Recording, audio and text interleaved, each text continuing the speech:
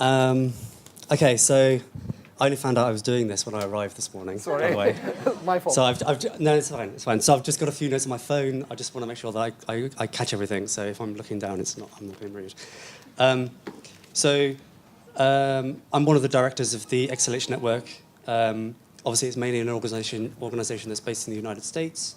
Although it began with a parent and their family who had XLH from Newcastle, connecting with another patient in New York. This is over 25 years ago. And since then, the organization has significantly grown, and we have thousands of members from all over the world. And in the UK, there are around about 160 patients in UK and Ireland.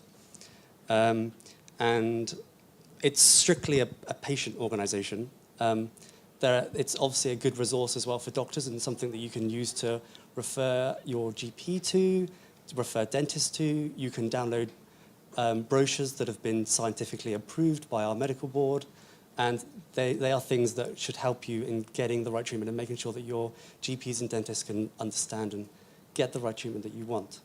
Because often, I mean, I can tell that when people have XLH, there's a lot of frustration due to the misinformation and the sort of lack of understanding that patients have.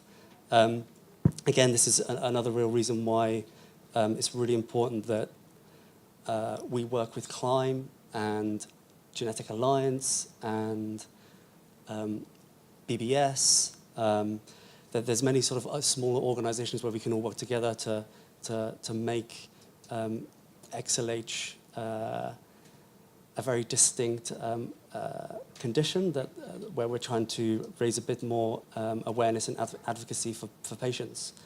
And which really brings me on to why the XLH network is very much interested in sort of splintering off, but making something that is very specific to the UK and sort of a UK registered organisation.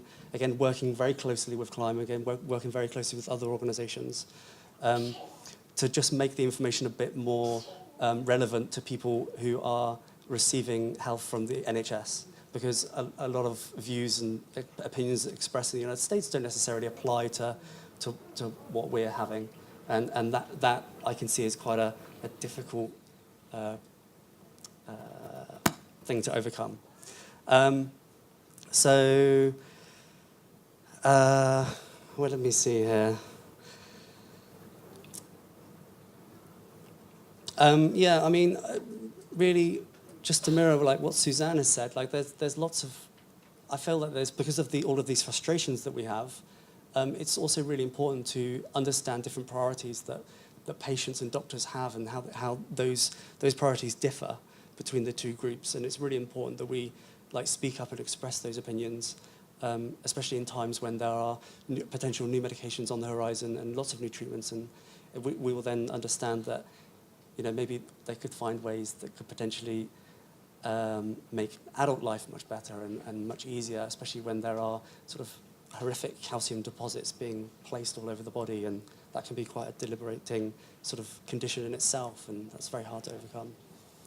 And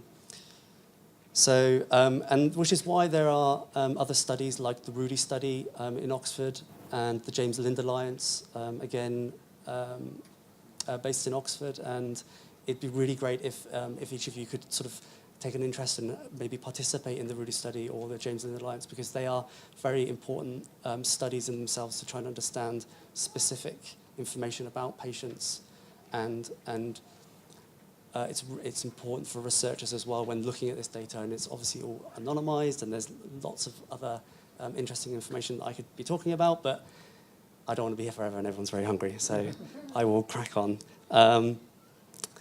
Please do check out our site.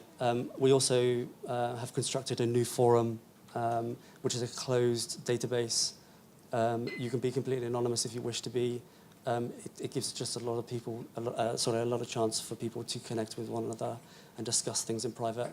We find that there's a lot of people that don't really want to discuss things on Facebook and link things publicly, which is absolutely fine, and I completely understand that. So do check that out. Access is via our site, and then the forum is in there as well. obviously Climb is a fantastic resource. I mean, without that, we wouldn't have been able to organise this event today, so that's great. All right, thank you very much.